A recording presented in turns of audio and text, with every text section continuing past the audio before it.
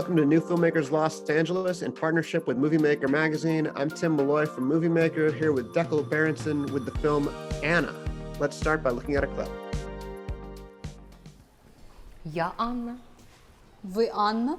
Ну так. Ви ж казали, вам 45 років. Мені є 45. Ну добре, давайте спробуємо.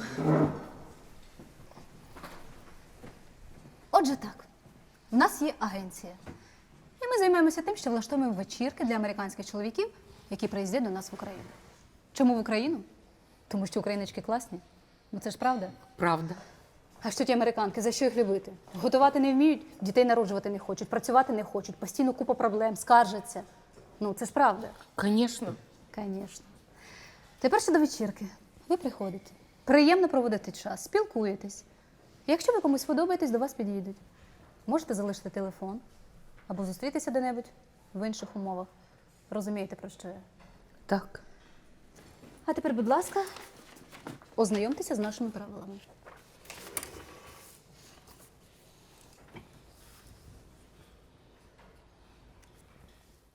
So Dekel, can you set us up with just what this movie is about? Just give us a brief synopsis. Yeah, first of all, thanks for having me, Tim. Anna is a 15-minute short film, and it tells the story of Anna, who is a middle-aged single mom from eastern Ukraine. And one day she hears a radio advertisement inviting just women from the town to go to party and meet foreign men, American men who come to town to sort of look for a match. And she decides to go to the party. And yeah, I don't want to spoil it to people who didn't see it, but You make some of the best use of music I've ever seen in this movie. The song Lady in Red, which is kind of a weird, sort of to me, a little bit of a creepy, weird song. And the way it's out in the movie just like illustrates it perfectly. How did you choose that song? How hard was it to get that song? Okay, so listen, Tim, it's amazing that you're saying this, okay? You're not going to believe what I'm telling you now. When we edited the film, I'm talking about 2 years ago, like almost 2 years ago, and we had Lady in Red there, okay? But we had a deadline for Cannes, and I knew that it's going to be very expensive and it will take time to get it. I didn't even look into it, okay? So I took it out and we've put a Ukrainian song, okay? And for a year and a half, I'm walking around and thinking about the Lady in Red, okay? And the Lady in Red is actually in the film only for the last 2 months. Oh, that's Okay? great. So until 2 months ago, there was a different song, a Ukrainian song, and it was also it was working. I mean, all these awards and blah blah blah. It was with the Ukrainian song, but I kept thinking about I want to get back the song that I want, the Lady in Red. So 2 months ago, I'm walking in the street here or whatever. I mean, yeah, it was here because I'm in Cyprus for the last year almost, and I was just like, screw it. I'm going to look for the rights and I'm going to re-edit the sound and I'm going to put the Lady in Red there. And that's what I did. And I'm super happy that you asked this question because the song really it makes the ending so perfect. Yeah. And the film was good before, okay? But it really ties in everything. And when I told people that I'm going to change the song, they thought I'm fucking crazy. I mean, the film is out for a year and a half. And this guy, this Dekel, this crazy guy wants to change the song now. And I told them, listen, just trust me. I want to do it because if not, I will be unhappy for the rest of my life. So we just found the rights and we organized it. And my producer would find it for not a lot of money relatively. And I called up my sound designers from Ukraine and I told them, listen, do you still have the mix? And they said, we think so, let us check. So they went into the computer and they could find the mix and I sent them the file, boom, boom, boom, we have the Lady in Red. Wow. So that's the story, yeah. I'm glad you did. It's beautiful. The way it comes together is perfect. Yeah. So, yeah, thank you. How did you choose your Anna? How did you find your amazing actress? Again, it can be like a 2-hour story. I will try to condense it. So every time when I make one of these movies, I sort of move to the country. So I spent almost 4 months in Ukraine, and I just and we had a casting agent, and she kept sending me people, but she kept sending much younger actresses and much better looking actresses, because she wanted to make the film. You know, a lot of people, when you work with people, they want to make the film like they want to make it. And I kept telling her, no, it's not Anna. And I tried to explain her what I was looking for.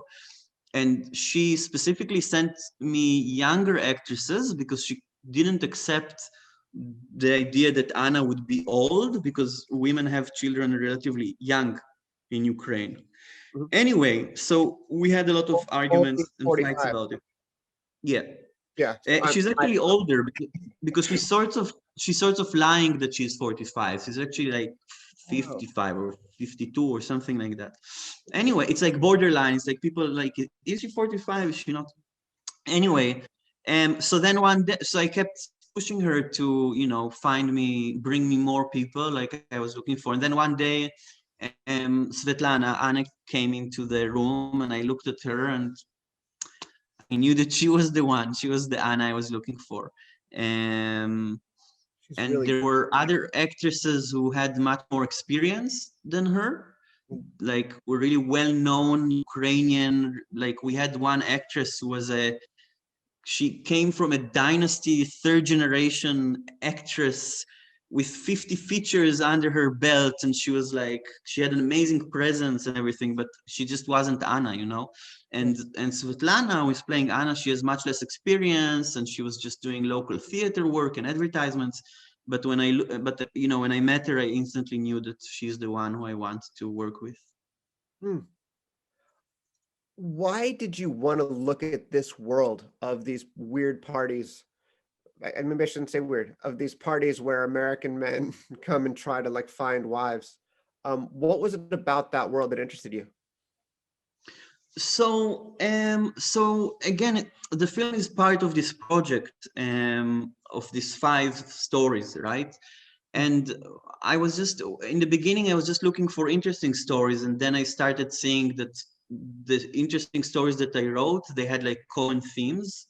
They were all stories of women, of disenfranchised women, and like people who are usually, you know, on the fringes of society. They're very young or older, and I just find these subjects more, you know, appealing and more interesting. I mean, I think that a lot with what makes a good film, and something that people want to watch and enjoy watching and stay engaged with, is just like out of the ordinary stories, you know. So if you just see a couple sitting on a sofa and talking about their relationship, that's instantly not interesting for anybody. So so that's, you know, one thing. But I guess that the stories that interest me also, these are obviously stories which are very personal and very intimate portraits, but in the same time they sort of have like a political and social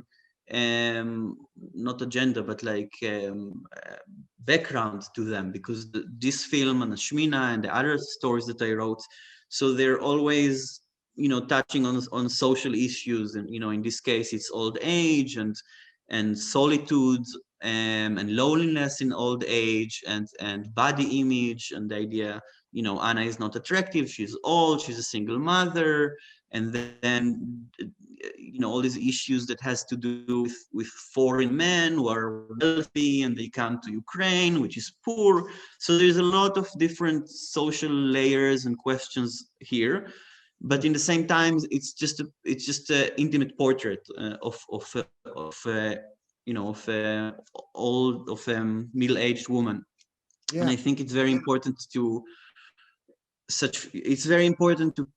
keep it shouldn't be just an intimate story, and it shouldn't be just a political story with some kind of an agenda, because then, you know, one is not important and the other one is not interesting. And so it's a matter of finding the right combination of that. there's this idea that you should write what you know and you should sort of stay in your lane. Like maybe men shouldn't tell women's stories, or, you know, if you're not from Ukraine, you shouldn't tell a Ukrainian story. It sounds like you completely reject that idea. No, I completely reject that idea. First of all, to say that my grandmother was born in Ukraine. Okay, not that it matters, but I have some connection actually from my two sides of my family. They come from Ukraine. My grandmother from one side, and from my other side, it's like my great grandmother was born in Ukraine in the 1880s or something insane like that.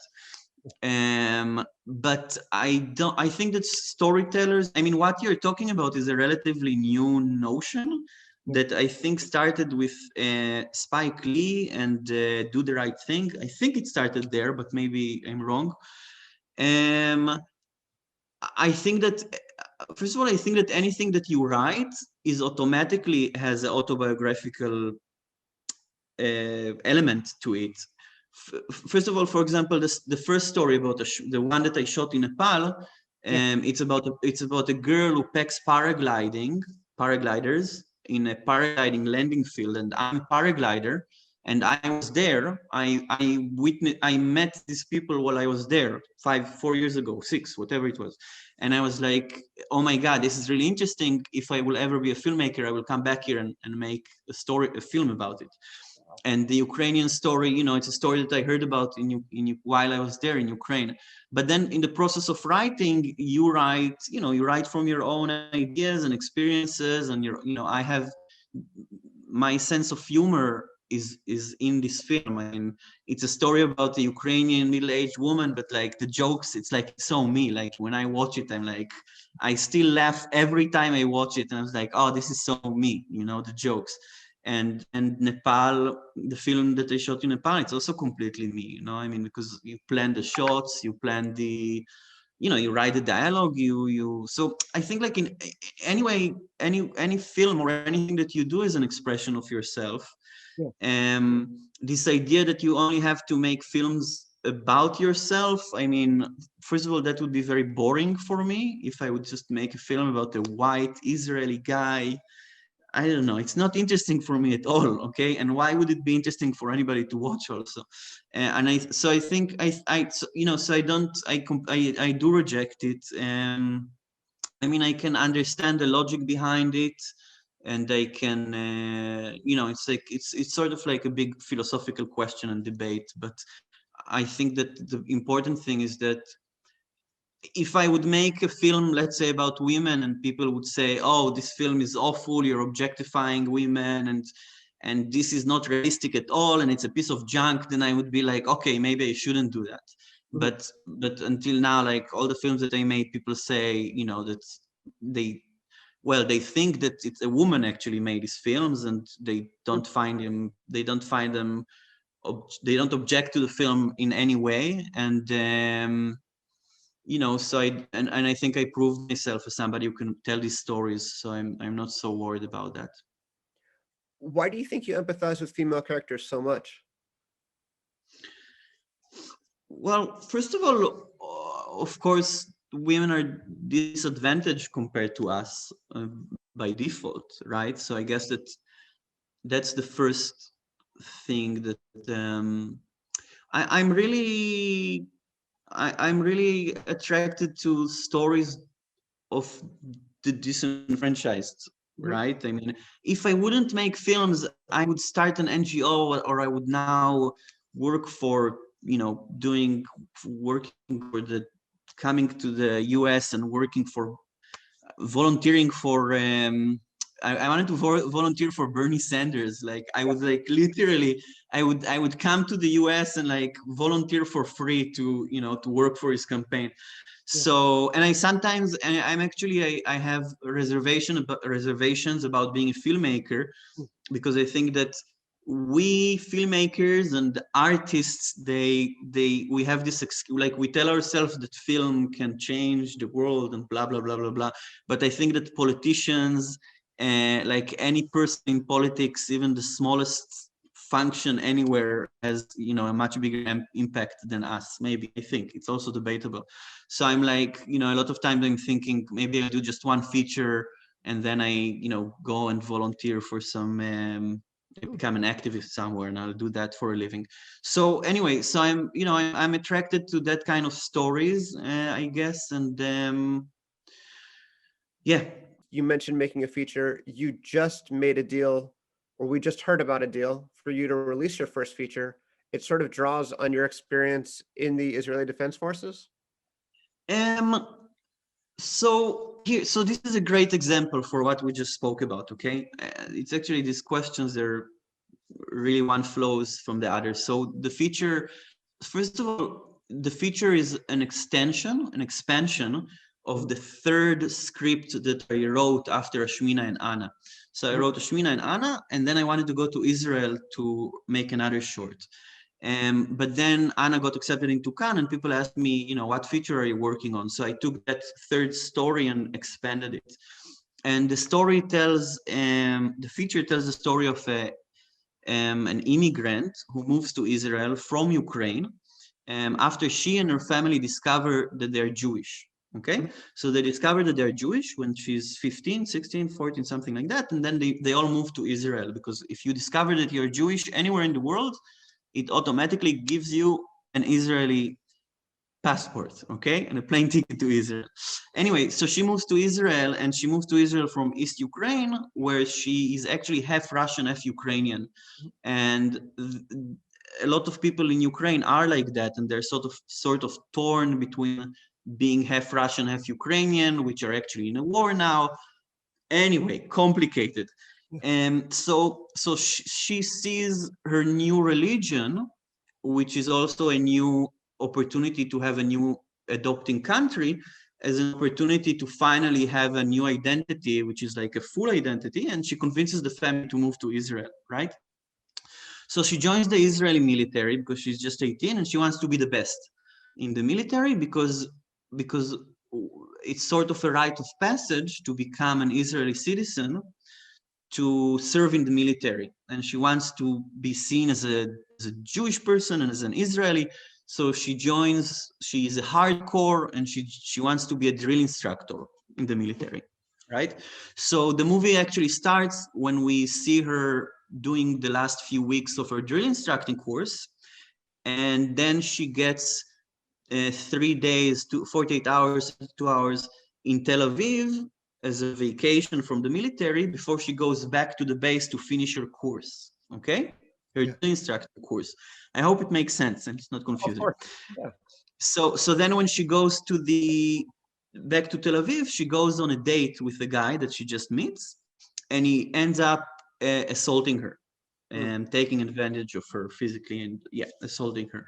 And then she goes back to the military to finish her course as a drill instructor. Now the film is making the point, the idea that the film is making is that this military experience, it seeps into the civil society, and it affects all the Israeli people, because they need to go through this experience of the military, of being in occupation, Israel controlling, millions of Palestinians, blah blah blah. It's like, it's like a thick layers of meaning, just like the shorts. And it's a story of a woman who's being sexually assaulted, and she's a drill instructor. How is it connected to me? Okay, so and in the film, she goes through, she becomes disenchanted with her views about Israel as the story happens. So she realizes, oh, this is not this awesome country and awesome military. Actually, there's very much darkness under it, and it's much more complicated, and there is costs to being a soldier and all these things. Now, even that it's a story about a woman, it's a story about a woman in the military who was a drill instructor. I wasn't a drill instructor. I went through a similar moral transformation or understanding, because when I was very young, I was actually like this right wing, not super right wing, but like I come from like, a moderately right-wing family in Israel who voted for the Likud. The Likud is like the party that now is in power for 10 years already. And it was very like, I didn't have like a left-wing political consciousness at all. But when I grew up and I started learning history and having a sense of justice and being a decent human being, then I realized that, oh my God, I was completely wrong. And yeah, I should be a socialist. And I completely turned my political views. And I had a similar transformation to the transformation that she goes through in the period of the film. Okay. So it's on one hand, it's like a completely not autobiographical film, but in the other hand, I completely identify with her journey. Also in the way that she moves to Israel and she goes through this transformation, and I went away from Israel. So our journeys are kind of like mirror each other, you know, of me and Aliyah. She's the hero in the film. Yeah. So, you know, so it's a perfect example of like how a film is not about you, but actually it is about you. You've had the experience of traveling the entire world. There are so many people who've never left their hometown. For you, is the grass always greener? Do you wish you'd never left and that you just had your hometown and stayed there? Or is this a way of life that you completely recommend to others? No, I completely recommend this to others, because before I did that, I always lived I always lived when I was a teenager. I always felt like I'm missing something, you know. Yeah. There is so much out there and I'm missing it. Like, I don't know if you know, there's a book called Life is Elsewhere. It's like a Milan Kundera book. And it's like, life is elsewhere. It's not here. It's definitely not here in Haifa where I was born. So as soon as I finished the military, I was like, yeah, I want to go everywhere. So I like went everywhere and did all these things. And, you know, and if a meteorite falls now through the window and I die, I'm like, you know, I sort of like did everything that I wanted to do and like been other places. And this feeling of life is elsewhere is like, I completely don't have it, you know, after years of traveling, it's like, and doing different things, because it's not just the traveling, you know, it's the filmmaking and meeting people and relationships and all kinds of experiences. So then that feeling of you're missing something, it just dissipates, you know, into the vastness of the universe or whatever. What a complete pleasure to talk. Thank you, and congratulations on Anna and on the feature and all of your success. Thank you for talking. Great. Thank you so much, Tim, for having me.